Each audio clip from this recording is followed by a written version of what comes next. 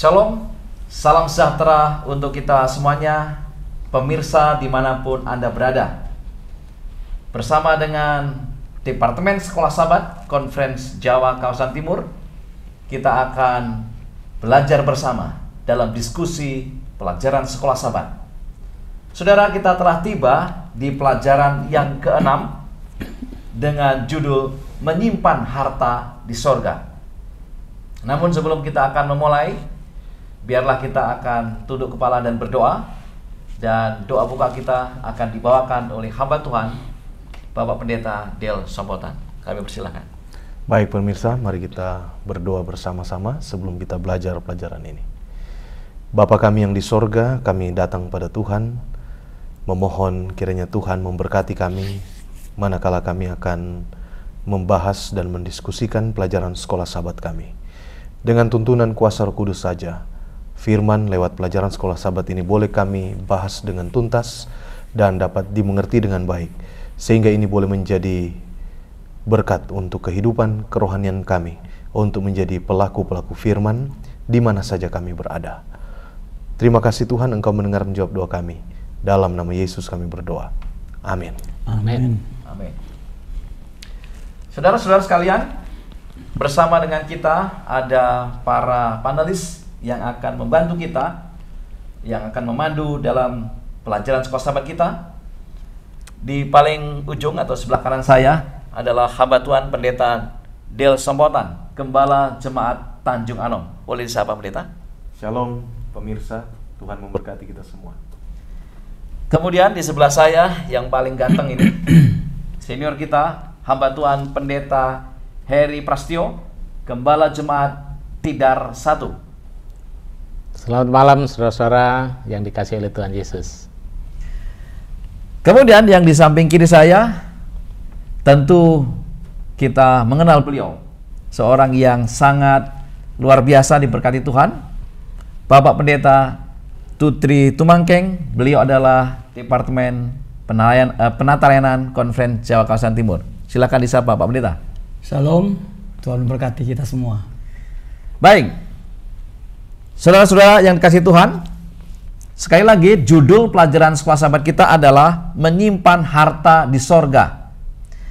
Dan ayat inti terdapat di dalam Markus 8 ayat 36 dan 37. Apa gunanya seorang memperoleh seluruh dunia tetapi ia kehilangan nyawanya? Karena apakah yang dapat diberikannya sebagai ganti nyawanya? Saudara, Yesus memberikan kepada kita strategi berinvestasi terbaik di dunia. Bahkan strategi yang paling baik dan paling benar. Apa itu? Dalam Matius 6 ayat 19 dan 20 dikatakan begini. Janganlah kamu mengumpulkan harta di bumi. Di bumi ngengat dan karat merusakkannya, dan pencuri membongkar serta mencurinya. Tetapi kumpulkanlah bagimu harta di sorga. Di sorga ngengat dan karat tidak merusakkannya, dan pencuri tidak membongkar serta mencurinya.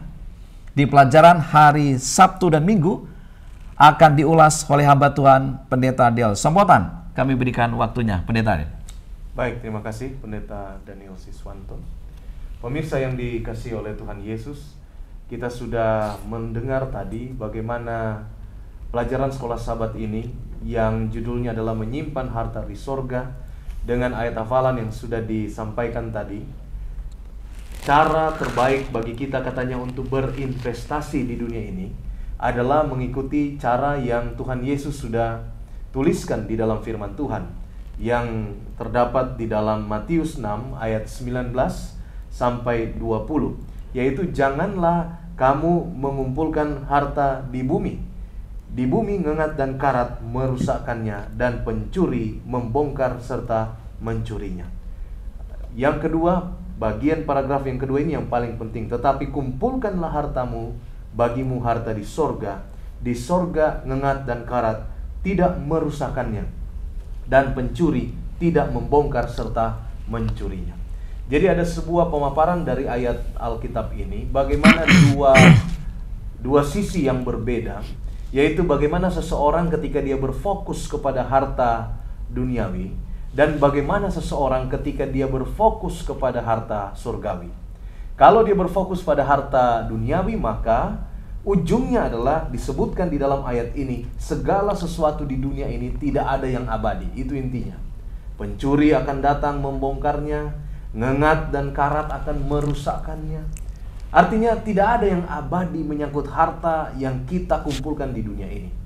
Tetapi bila kita berinvestasi di dunia ini untuk hal-hal yang rohani, maka ini sifatnya adalah apa? Kekal. Ayat Alkitab bilang bahwa sorga itu tidak ada ngengat, di sorga tidak ada karat, dan di sorga juga tidak ada pencuri yang akan mencuri, membongkar, merusakkan harta yang telah kita kumpulkan di mana? Harta yang telah kita kumpulkan di sorga. Ini sangat wajar saudara-saudara sekalian, karena ketika kita memutuskan kalau kita fokus kepada harta dunia, maka sebagaimana firman Tuhan sampaikan di dalam Matius 6 ayat 21, di mana hartamu berada, di situ hatimu berada. Artinya ketika kita berfokus kepada harta di dunia ini, maka sudah barang tentu hati dan pikiran kita akan tertuju ke sana. Tetapi ketika kita berfokus kepada harta yang ada dalam kerajaan sorga, maka hati dan pikiran kita juga akan berfokus kepada hal-hal sorgawi. Dengan kata lain, dalam bahasa yang sederhana, ketika kita menggunakan uang kita untuk perkara-perkara duniawi, maka hati kita terpaut kepadanya. Tapi ketika kita menggunakan uang kita, harta kita, kepemilikan kita, ataupun apa saja yang kita punyai untuk pekerjaan Tuhan, untuk hal-hal yang baik, untuk kebaikan pekerjaan Tuhan ini, untuk kebaikan gereja Tuhan, maka secara tidak langsung kita sebenarnya sementara mengumpulkan harta di sorga. Kalau begitu, apakah ada contoh di dalam Alkitab orang-orang yang berhasil mengumpulkan harta di sorga? Dengan kata lain, dia berhasil untuk mendisiplinkan dirinya untuk tidak berfokus kepada harta di dunia, tetapi dia berfokus kepada harta di sorga. Tentunya dia punya banyak sumber daya yang Tuhan berkati, tetapi dia mampu mengendalikan dirinya untuk dia berfokus kepada harta yang ada di sorga. Kita akan melihat beberapa contoh tokoh-tokoh di dalam Alkitab yang dalam hal ini yang saya akan bagikan yang pertama ini, yang berhasil mengumpulkan harta di sorga. Karena ada banyak tokoh-tokoh di Alkitab juga yang tidak berhasil dan merupakan contoh yang tidak baik untuk apa? Untuk kita. Yang pertama yaitu Nuh. Nuh, saudara yang dikasih oleh Tuhan Yesus Kristus, pemirsa, merupakan tokoh yang berhasil memberikan kepada kita sebuah pelajaran bagaimana mengumpulkan harta di sorga. Kita tahu bersama Nuh diberikan waktu yang cukup panjang untuk hidup di dunia ini. Dan Alkitab menuliskan bahwa ada 120 tahun, 120 tahun dia menghabiskan waktunya untuk menuruti Tuhan, mengikuti panggilan Tuhan di dalam kehidupannya. Kalau 120 tahun ini dia gunakan untuk membangun rumah, dia gunakan untuk bekerja keras, dia gunakan untuk hal-hal yang bersifat duniawi, maka ini tentunya waktu yang cukup panjang. Dan dia akan menjadi sangat kaya raya ketika dia berfokus kepada hal itu. Tapi apa yang terjadi? Bagi Nuh, 120 tahun dia gunakan waktunya, dia gunakan perhatiannya untuk pekerjaan Tuhan. Di mana kita tahu bersama bahwa dia gunakan waktunya untuk dua hal, yaitu dia berkhotbah, dan yang kedua dia membangun bahtera yang Tuhan perintahkan dia untuk dibangun. Dia bawakan satu pekabaran kepada orang-orang di zaman itu. Dia gunakan dirinya, kemampuannya berbicara untuk meyakinkan orang akan keselamatan pada waktu itu. Dia gunakan semua sumber daya yang dia miliki, harta kekayaannya, untuk membangun bahtera. Dia gunakan orang-orang lain, membayar mereka untuk membantu dia membangun bahtera. Dia gunakan semua sumber dayanya untuk membangun bahtera. Dan kita tahu ujung daripada cerita ini. Ketika air bah datang, keselamatan menjadi bagian Nuh dan keluarganya. Memang dunia dibinasakan oleh air bah karena mereka gagal memahami akan pekabaran yang disampaikan oleh Nuh. Dan ini merupakan sebuah perubahan besar yang terjadi. Ini pekabaran yang besar yang disampaikan oleh Nuh di zaman itu. Dan tidak banyak orang yang mau mendengarkannya. Nuh mengerahkan segala kemampuannya untuk ini. Ya. Saya mau katakan pada saudara-saudara sekalian bahwa ketika kita setia kepada Tuhan, ketika kita mau untuk dipakai oleh Tuhan, ketika kita mau untuk menyimpan harta kita di sorga, maka Tuhan akan menggunakan kita dengan cara yang sangat luar biasa untuk mengadakan sebuah perubahan besar, baik di dalam diri kita, di dalam keluarga kita, maupun di mana saja kita berada. Apakah itu di gereja kita, apakah itu di tempat pekerjaan kita, Tuhan akan gunakan saudara untuk mengadakan perubahan besar kalau kita mau mengumpulkan harta kita di sorga. Baik, Pendeta Del, ada yang menarik ini. Satu pertanyaan yang mungkin bisa menambah akan pengetahuan kita. Dikatakan Nuh 120 tahun bekerja menuruti akan perintah Tuhan. Tetapi ternyata banyak yang tidak menuruti, tidak mengikut akan anjuran, atau dengan kata lain mengabaikan pekabaran Nuh.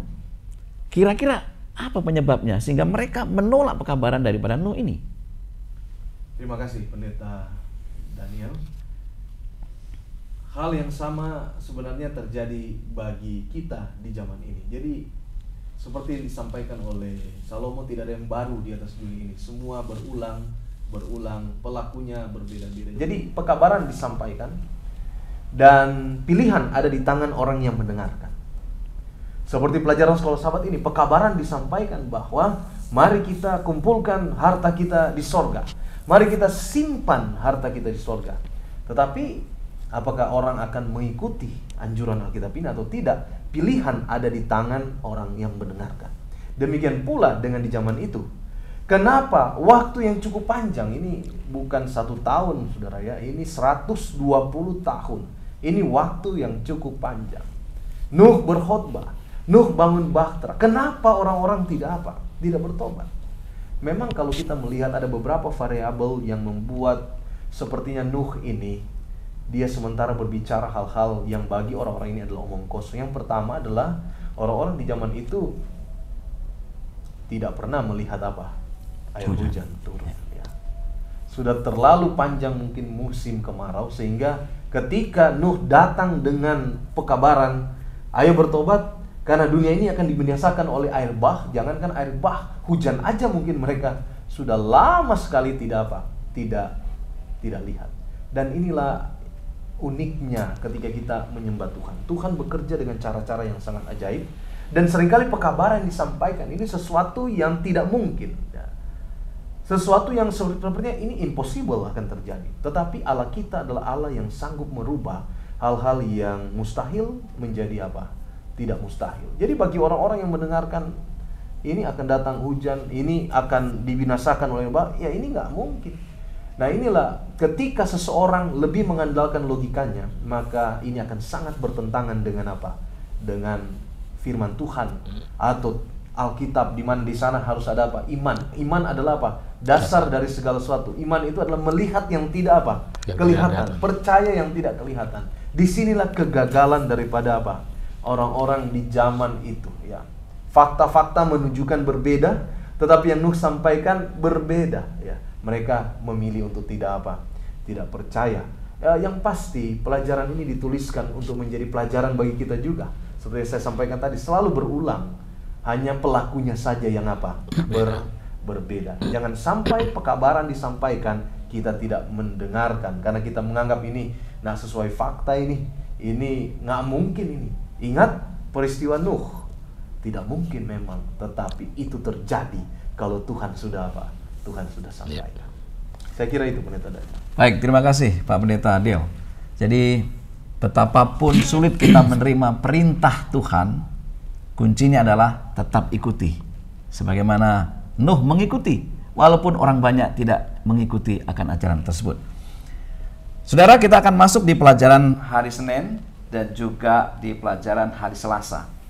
Hari Senin dengan judul Abraham, Bapa Orang yang Setia. Setelah menerima panggilan Tuhan, Abraham meninggalkan tanah kelahirannya dan kaum keluarganya dan pergi ke sebuah tempat yang akan ditujukan Tuhan kepadanya. Pastilah itu bukan sebuah keputusan yang mudah. Dan tidak diragukan, Abraham meninggalkan beberapa kesenangan dan kenyamanan dunia untuk melakukan hal tersebut.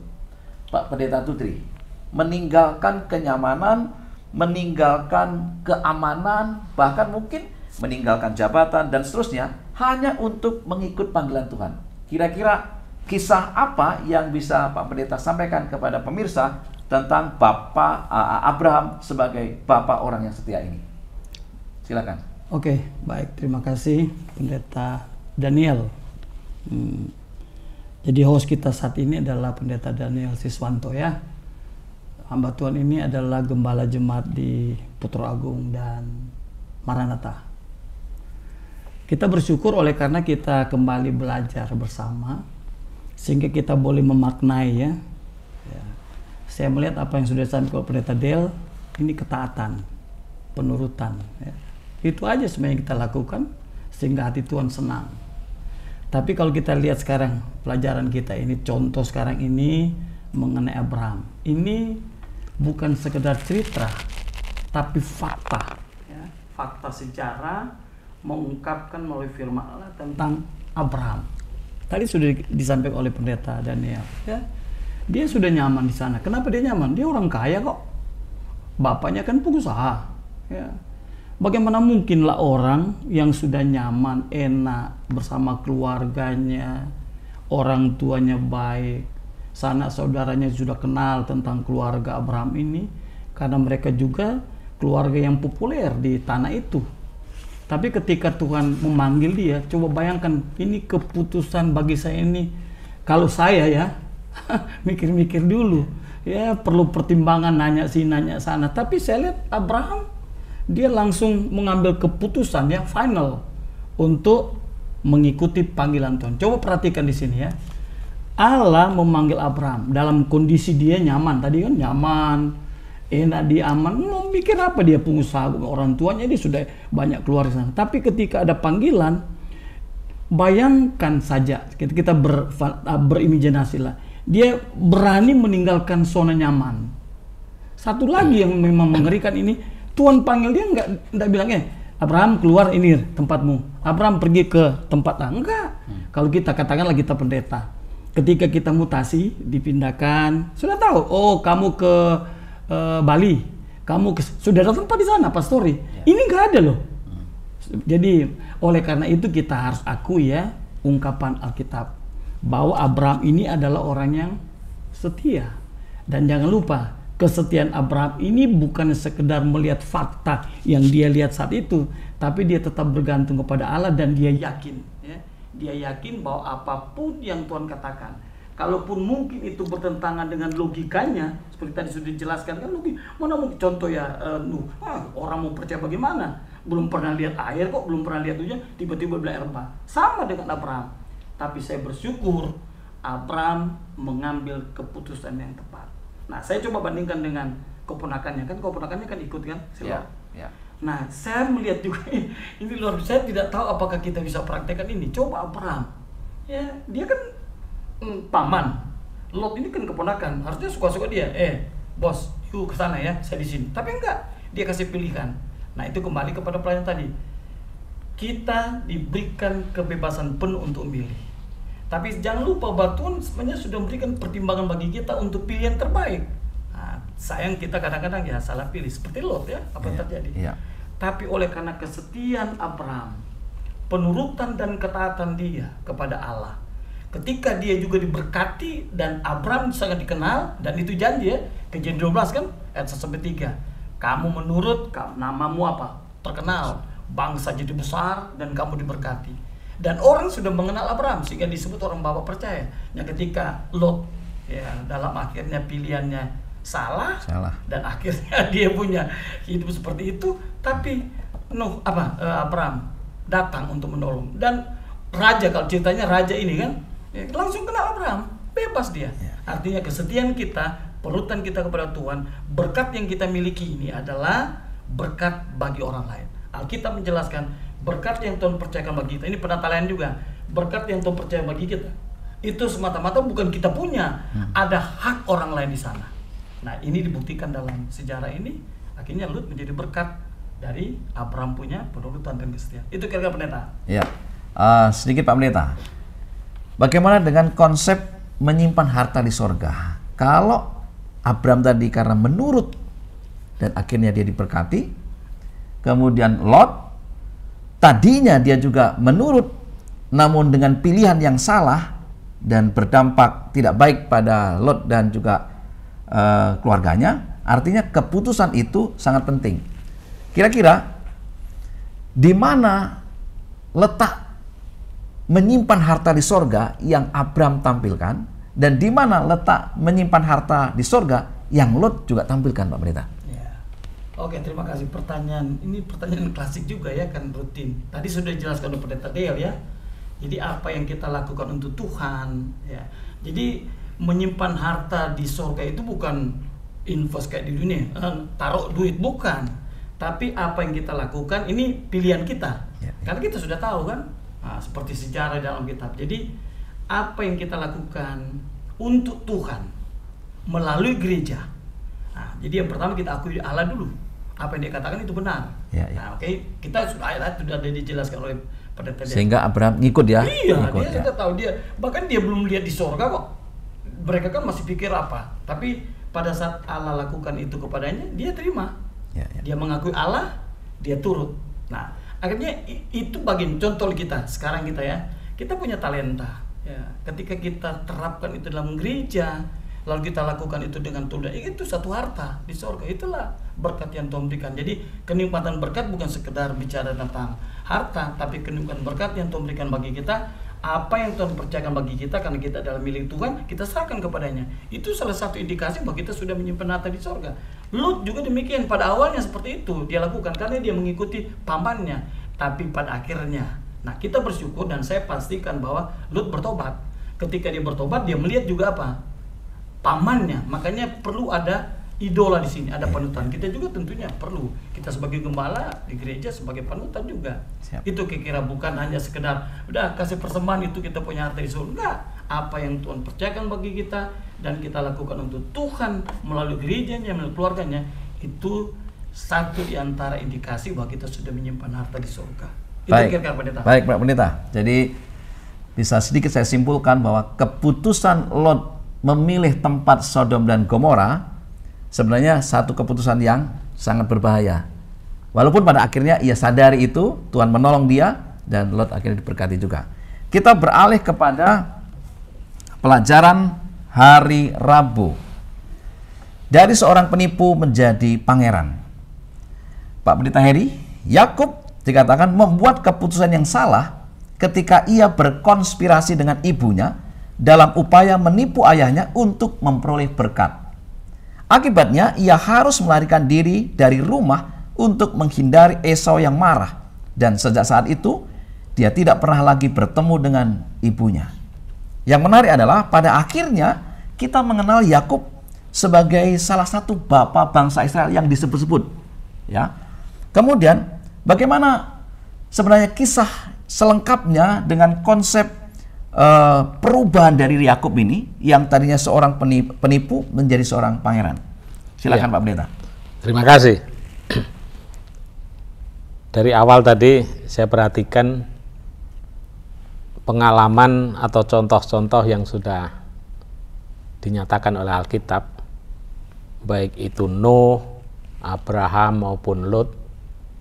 Kita lihat bahwa mereka berangkat dari apa? Kehidupan yang sudah mapan sebenarnya, kalau boleh katakan gitu ya. Tetapi untuk bagian yang berikut yang menjadi contoh kita ini adalah orang muda, Pak. Ya, orang muda. Yakub masih muda, masih belia. Kalau berkatakan dia masih sekitar 17 tahun. Ya, ketika dia harus tinggalkan orang tuanya, ketika dia harus tinggalkan familinya, dia untuk berangkat itu masih muda. Tetapi tadi sudah diawali tadi bahwa Yakub ini berangkat memulai kehidupannya dengan cara yang salah. Cara yang salah. Ya, langkah yang salah. Ya. Ya. Tadi disebutkan konspirasi. Tentu dia sebagai anak dia menurut kepada ibunya. Ya. Ibunya katakan, "Nak, ini yang harus kubuat. Bapakmu mau memberkati kakakmu Esau. Bapakmu perlu sangat suka dengan makanan ini. Kamu lakukan ini." Mama yang buat, ibu yang buat.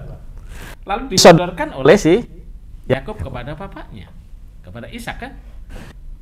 Nah tentu sebagai anak dia menurut saja, nggak tahu bagaimana bentuknya nanti, dia nggak pernah berpikirkan. Tetapi paling tidak ketika dia berangkat dan melangkah dengan yang cara salah ini, disebutkan bahwa kamu pergi ke rumah bapak tua, kalau boleh katakan ya, karena Laban kan kakaknya Ribka toh, jadi ke pakdenya gitu ya, berangkat ini, pokoknya kamu di sana sampai nanti ku jemput, kita ketemu lagi. Tetapi kenyataannya tidak pernah ketemu Karena penipuan tadi ya. Ya Takut ya. mungkin juga si siapa Ribka ini sudah semakin tua juga. Dia berpikir bahwa Yakub akan pergi ke sana paling 1-2 tahun. Ya. Tapi kenyataannya berapa lama? 20 tahun di rumah Laban. Itu pun dipenuhi dengan apa? Intrik-intrik daripada si Laban sendiri dengan model-model bagaimana yang dibuat oleh Laban untuk menipu ponakannya ini sendiri. Tertipu dia. Ya. Seorang penipu yang ditipu. Nah, ini luar biasa ini. Ya. Ini kalau dikatakan si Yakub ini menuai apa yang dia sudah kerjakan. Dia Nah, kemudian di dalam perjalanannya itu kita perhatikan bahwa akhirnya si Yakub ini boleh dikatakan di dalam perjalanannya dia sampai di Betel, dia bertemu dengan Tuhan dengan adanya tangga dari surga sampai ke bumi dan malaikat turun naik di sana. Lalu di sana terjadi satu perjanjian antara Yakub dengan siapa? Dengan Tuhan. Kalau engkau memberkati aku maka aku akan apa? Jadi ini kalau berkata inilah janji investasi untuk menanamkan harta di mana? Di surga. Kalau Tuhan memberkati aku, maka aku. Nah, di sini kan, mungkin kita juga sama. Kalau saya dapat pekerjaan, maka ini Tuhan saya berjanji saya akan setia, saya akan berikan ini. Tapi ingat bahwa itu nazar yang harus dibayar. Oleh saya itu berhati-hati dengan nazar. Dengan apa janji-janji apalagi kepada Tuhan. Tuhan akan tuntut. Ini. Dan Yakub ternyata ketika dia sudah bertobat dengan segala kerendahan hati, dia menyerahkan dirinya, dia memberikan apa yang dia bisa buat lakukan. Ya. Itu yang Yakub ya. Karena kita lihat di sini bahwa Alkitab pun memberitahukan kepada kita selanjutnya bagaimana Yakub ketika dia harus kembali lagi ke rumahnya, kalau berkaitan bahasanya, karena janji kepada Abraham akhirnya mereka tidak dapatkan tanah toh, secara duniawi, dan tanah yang di Makpela itu kan dibeli. Ya, nah ketika Yakub kembali lagi di sana bersama keluarganya, bersama istri-istrinya, bersama anak-anaknya, bersama ternak-ternaknya dan hartanya yang banyak itu, karena dia diberkati. Karena kalau kita lihat ketika dia di Laban itu dengan percobaan domba-domba yang belang-belang dan sebagainya, itu satu berkat itu ya.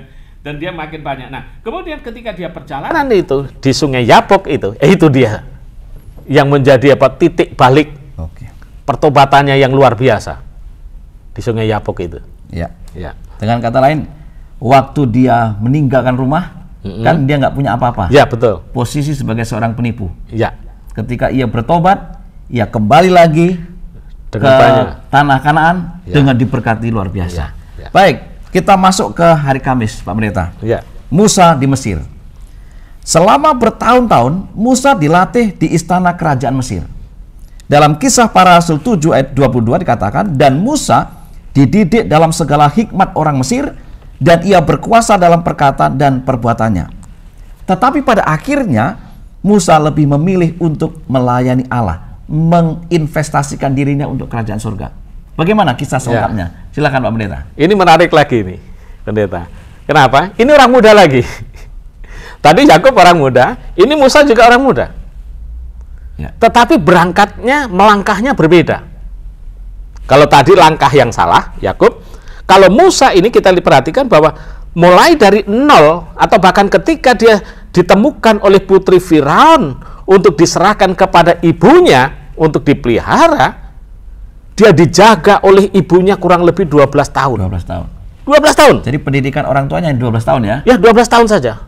Di bawah bimbingan didikan ibunya sendiri. Ya. 12 tahun. Kelas 6 SD mungkin ya. Tetapi ketika sudah itu dia berangkat ke Mesir. Karena dia diangkat menjadi anak putri Firaun. Di Mesir kurang lebih 28 tahun dia dididik. 12 dengan 28. Banyak lagi bedanya. Dia dididik dengan pengetahuan Mesir, segala hikmat Mesir, bahasa Mesir, dan semua ilmu pengetahuan yang ada di Mesir, termasuk ilmu ketentaraan. Bahkan dia direncanakan untuk menjadi penguasa Mesir, menjadi Firaun. Bayangkan ini. Calon pemimpin dunia. Calon pemimpin dunia. Negara adidaya. Negara yang paling negara adikuasa pada zaman itu. Dan kita tahu bahwa Mesir adalah satu kekuatan yang besar pada zaman itu. Ya. Ya. Sungai Nil yang berada di tengah-tengah Mesir itu yang memberikan tanah sekitarnya menjadi subur. Ya. Mesir juga merupakan negara yang sangat kaya dan berkuasa pada masa itu. Dan sekiranya Musa berada di sana, mengikuti tatanan daripada Mesir, saya percaya dia menjadi seorang yang luar biasa. Ya. Dia sekolah ketentaraan, dia seorang jenderal. Dia tahu bagaimana taktik perang, bagaimana ketatanegaraan, dia tahu semua itu. Ya. Dia mempunyai modal. Ya. Masih muda tetapi mempunyai modal yang luar biasa secara duniawi. Bayangkan ketika dia harus berkelahi dengan orang Mesir, dalam satu jurus orang Mesir itu mati. Berarti dia mempunyai apa? Ilmu bela diri. Ya. Tetapi ketika dia menyadari bahwa dia ternyata saya bukan seorang pemimpin yang baik. Ketika umat-umat Tuhan pada waktu itu, siapa yang mengangkat kamu jadi pemimpin? Dia lari ke padang gurun Midian. Betul kan? Ya. Dia melari ke sana, dia belajar di sana, belajar rendah hati. Di tengah padang gurun bersama domba-dombanya. Domba-domba pun bukan milik dia, milik Jitro. Luar biasa. Jadi milik orang lain, dia boleh karena dia kerja dengan orang lain, dia di sana menjadi seorang yang ya benar-benar belajar 40 tahun.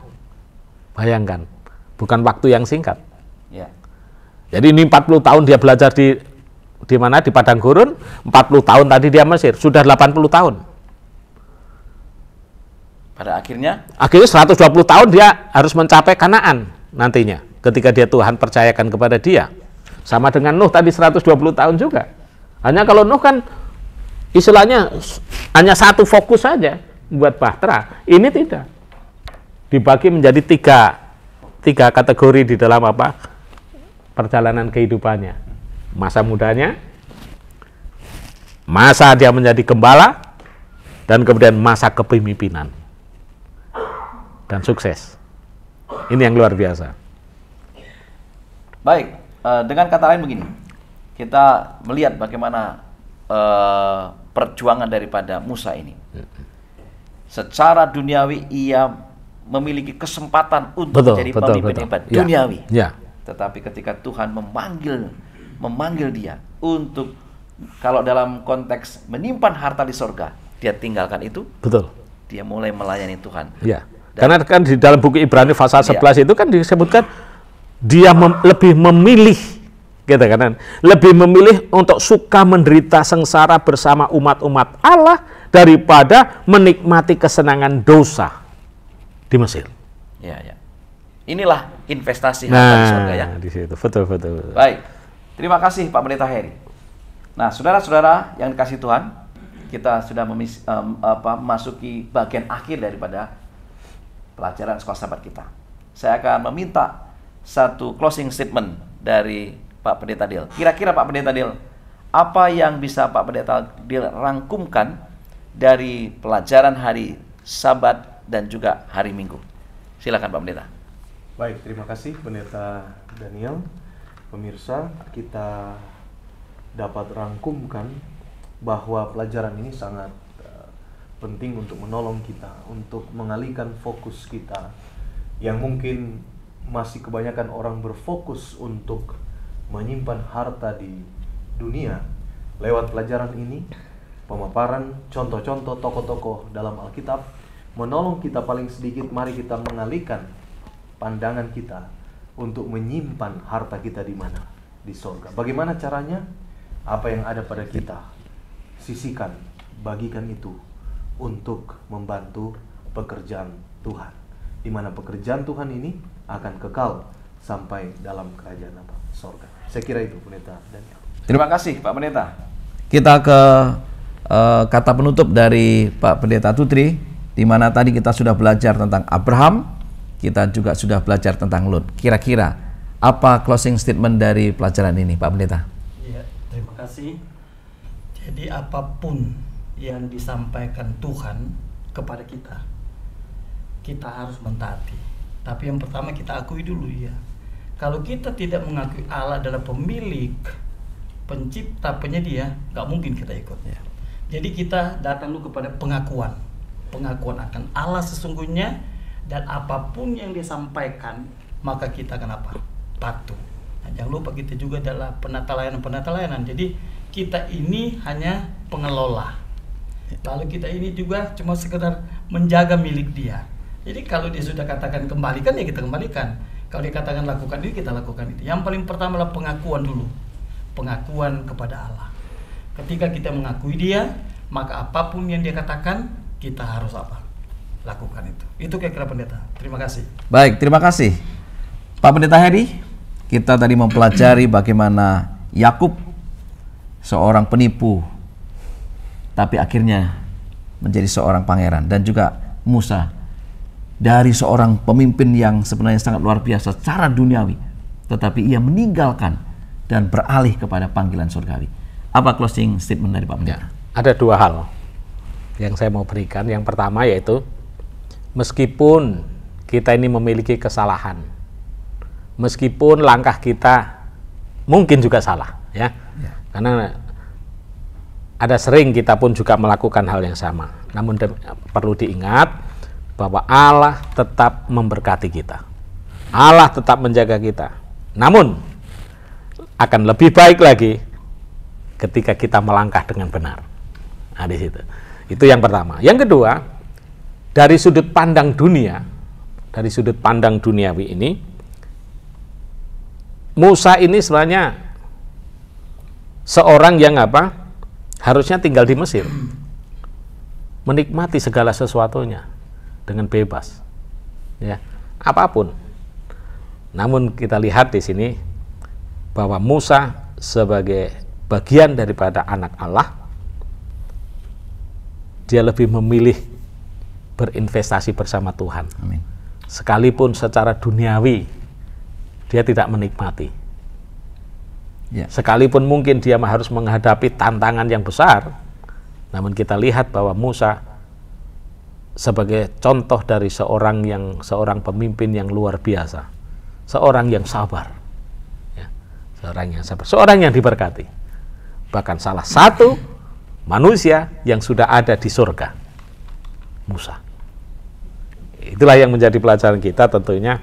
Jadi kenyataan inilah yang membawa kita juga menjadi contoh, mendapatkan contoh untuk bagaimana kita keluar meninggalkan segala kehidupan yang bukan maksudnya saya untuk kita lari ke hutan, bukan itu, tetapi maksudnya keluar untuk mari kita bersama dengan Tuhan, berjalan bersama dengan Tuhan, menikmati sukacita bersama Tuhan. Sekalipun dari segi pandangan dunia mungkin bodoh amat, ya, tetapi itulah yang Tuhan mau. inginkan supaya kita juga menyerahkan segala perkara ini kepada Tuhan. Apapun yang terjadi kita harus terima. Baik, terima kasih. Terima kasih Bapak-Bapak Pendeta semuanya. Kita perlu pahami bahwa tokoh-tokoh ini memulai kehidupannya, ada yang berasal dari zona nyaman, ia tinggalkan untuk mengikut Tuhan. Ada juga dari kesalahan-kesalahan, tetapi ketika ia menyadari, ia bertobat dan akhirnya ia melayani Tuhan. Itulah menyimpan harta di sorga. Mari kita akan tunduk kepala untuk mengakhiri akan pelajaran sekolah sahabat kita, dan doa akan dipimpin oleh Bapak Pendeta Heri. Kami persilakan. Mari kita berdoa.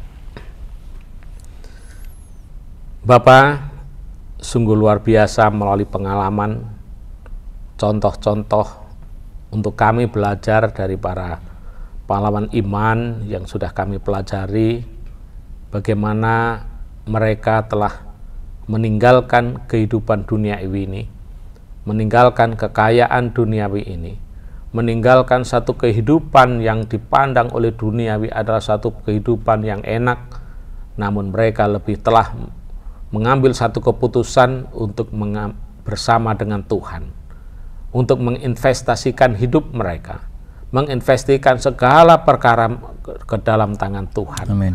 Karena mereka melihat bahwa kehidupan bersama dengan Tuhan itu adalah lebih baik. Amin. Untuk itu Bapa, kiranya Roh Kuduslah yang akan memeteraikan setiap pelajaran dan pengalaman dari hamba-hamba Tuhan ini menjadi bagian hidup kami. Kami boleh hidup layak di hadapan Tuhan, kami boleh hidup berjalan bersama dengan Tuhan, kami boleh hidup diberkati oleh Tuhan. Kami mau serahkan kami semua yang mendengarkan, yang melihat, atau yang boleh menyaksikan tayangan ini, boleh diberkati Tuhan. Dan kami semua boleh menjadi anak-anak Tuhan yang tetap setia hingga kesudahan nanti. Bapa, kami mau serahkan sekali lagi hidup kami dengan mohon pengampunan segala salah dosa kami. Di dalam nama Tuhan Yesus kami berdoa mengucap syukur. Amin. Amin. Amin. Saudara-saudara yang dikasihi Tuhan, inilah pelajaran sekolah sahabat kita di pelajaran ke-6 di triwulan yang pertama ini. Pastikan untuk kita terus mengikuti akan pelajaran-pelajaran sekolah sahabat kita, dan kita akan bertemu di pelajaran yang ke-7. Terima kasih kepada hamba Tuhan Pendeta Del Sompotan. Terima kasih Pak Pendeta Hei Prasetyo. Dan terima kasih Pak Pendeta Tutri Tumangkeng. Kita akan bertemu di dalam pelajaran sekolah sahabat yang ke-7 di pekan yang akan datang. Tuhan memberkati kita semuanya. Amin.